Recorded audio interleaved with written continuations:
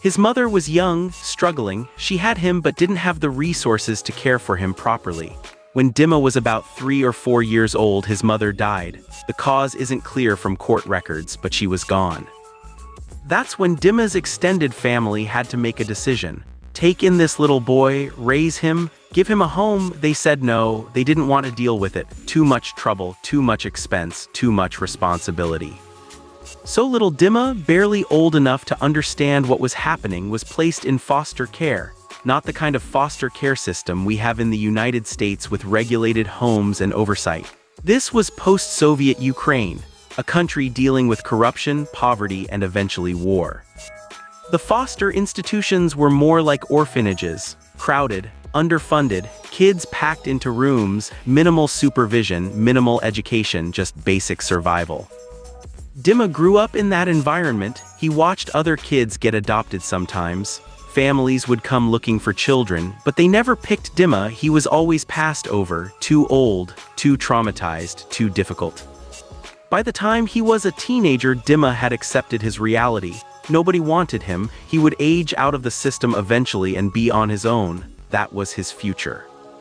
Then something unexpected happened. 2 Americans, a couple, were looking to adopt an older child from Ukraine.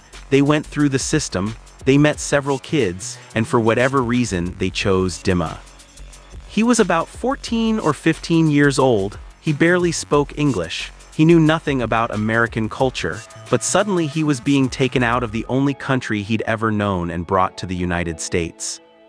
The couple who adopted him meant well, but they didn't fully understand the trauma Dima carried. Years of abandonment, years of institutional living, years of feeling unwanted. That doesn't just go away because you're in a new country with a new family.